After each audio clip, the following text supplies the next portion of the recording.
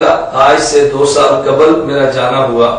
وہاں میں نے پاکستان کے رہنے والے ایک شخص توصیف الرحمان کی ویڈیو کیسٹیں دیکھی۔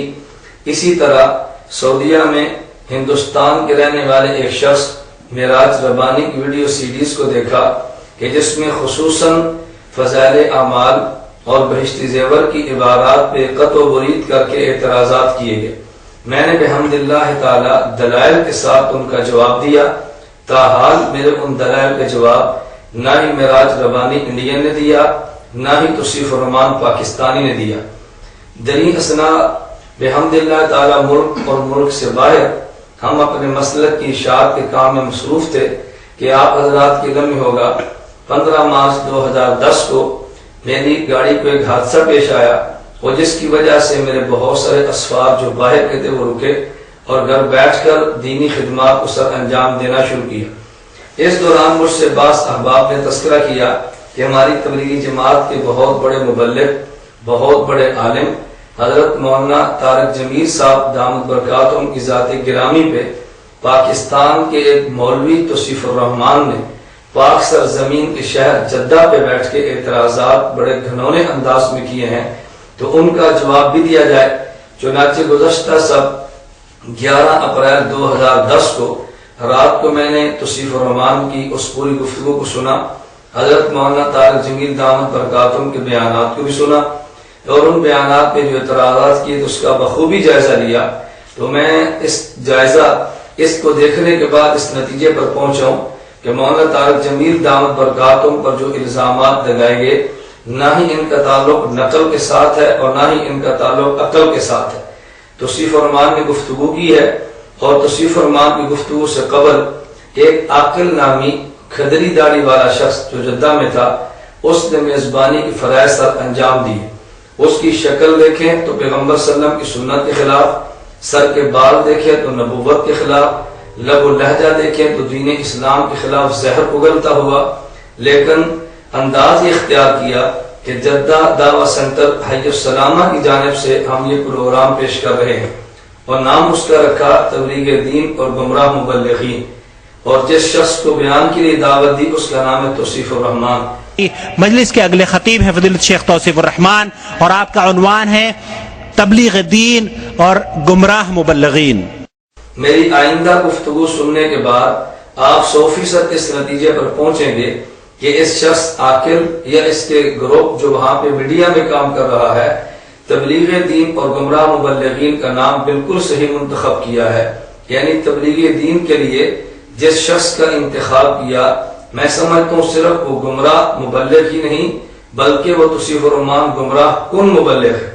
ایک تو یہ کہ بندہ خود مبلغ ہو اور ایک یہ کہ دوسروں خود گمراہ ہو اور ایک یہ کہ دوسروں کی گمراہی کا سبب بنے۔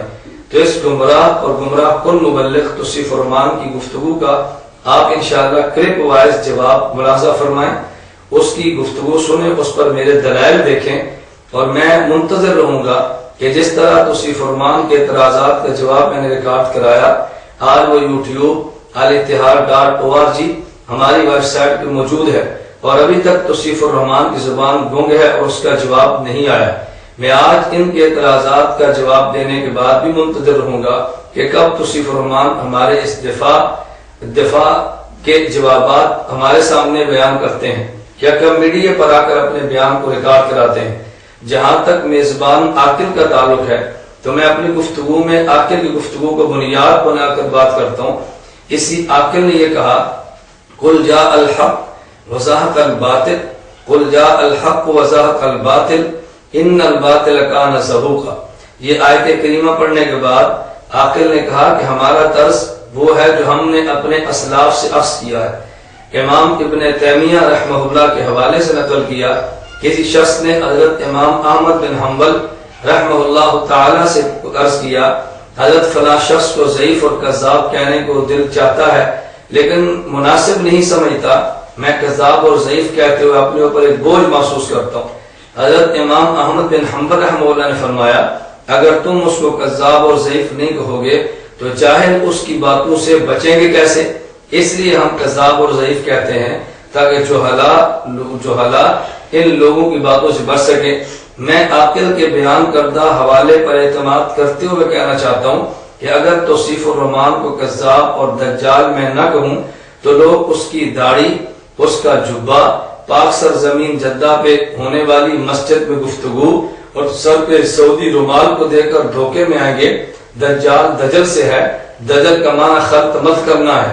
بالکل اسی طرح جس طرح مفتی محمود نبر اللہ مرتضی نے فرمایا کہ جب اسمبلی میں میری گفتگو مرزا ناصر قادیانی سے ہوئی تو وہ جبہ پہن کے، پگڑی پہن کے، اور وہ جب داڑھی کے ساتھ اسمبلی میں آیا تو میں سوچتا کہ لو یا اللہ، میں کیسے عوام کو قائل کروں یہ شخص کافر ہے، لیکن دلائل کے ساتھ قائل کیا۔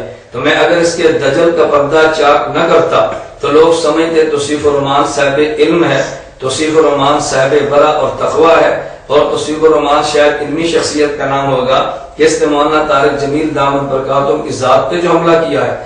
توصیف الرحمان دجال اور کذاب کا مولانا طارق جمیل دامت برکاتہم پر حملہ کرنا یہ بالکل ایسے ہی ہے کہ جیسے مراسی بادشاہ کی لڑکی پہ عاشق ہوا اور اس نے عوام میں پروپیگنڈا کیا کہ میں بادشاہ کی بیٹی پہ عاشق ہوں۔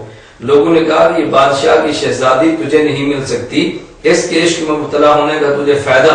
اس مراسی نے کہا میں سمجھتا ہوں کہ یہ لڑکی مجھے نہیں مل سکتی۔ کسی نے کہا نہیں ملے گی اور تجھے چوک پر جوتے بھی پڑیں گے، تو اس نے کہا میرے علم میں مجھے جوتے پڑیں گے، لیکن جب چوک پر جوتے لگیں تو لوگ پوچھیں گے جوتے کیوں لگتے ہیں، تو کہیں گے شہزادی کے عاشق کو جوتے لگتے ہیں، جوتے لگے نسبت تو بڑی ہوگی۔ تو توصیف الرحمان کذاب اور دجال نے سمجھا کہ چلو چوک پہ جوتے تو پڑیں، لیکن یہ تو ہوگا کہ تنقید مولانا طارق جمیل پر کی ہے۔ میں اس کو اپنی پنجابی زبان میں کہتا ہوں ذات دی کوڑ کلی اور شتیرہ نال جب ہے۔ توصیف الرحمان اپنی اوقات کو دیکھ اور مولانا طارق جمیل دامت برکاتہم شخصیت اور ذات گرامی کو دیکھ۔ اللہ تجھے کچھ عقل اور ہدایت عطا فرمائے۔ خیر، پھر اس شخص نے ایک شعر پڑھا اور کہا دستار کے ہر تار کی تحقیق ہے لازم، ہر صاحب دستار معزز نہیں ہوتا۔ دستار کے ہر تار کی تحقیق ہے لازم، دستار کے ہر تار کی تحقیق ہے لازم، ہر صاحب دستار معزز نہیں ہوتا۔ میں عاقل صاحب کی خدمت میں گزارش کروں گا ذرا اس شعر کو بھی ایک مرتبہ بیان کر دیں۔ رومال کے ہر تار کی تحقیق ہے لازم، ہر صاحب رومال معزز نہیں ہوتا۔ اگر دستار پہ تمہیں گلا ہے تو سرخ رومال پہ بھی گنا ہونا چاہیے، جبکہ دستار کا تذکرہ تو احادیث پیغمبر میں ہے، اور یہ رومال جو تمہارے دجال نے پہنا ہے اس سے پوچھو کس حدیث پیغمبر میں ہے، یہ کون سے اکابر اور اسلاف کا طرز ہے۔ مولانا طارق جمیل کی مصنون امامے پہ اشکال ہے اور غیر مصنون رومال پہ تمہیں کوئی گلا اور شکوہ نہیں ہے۔ تو آخر سے میں گزارش کروں گا کہ میری گزشتہ ہونے والی گفتگو پر جناب نے کچھ ہلکی سی گفتگو کی تھی جس کا جواب ریکارڈ پر موجود ہے۔ میں دراصل منتظر تھا کہ معراج ربانی کا جواب آئے، لیکن معراج ربانی گم ہوا، اس کی زبان نے ساتھ چھوڑا، اکابر علماء دیوبند اس نے بکنا ختم کر دیا۔ تو انشاءاللہ العزیز یہ ساری ٹیم جو ہمارے اکابر کے خلاف اپنی زبان سے زہر اگلتی ہے، اللہ نے توفیق عطا فرمائی، ہم دلائل کے ساتھ اس اگلنے والے زہر کا جواب ضرور دیں گے۔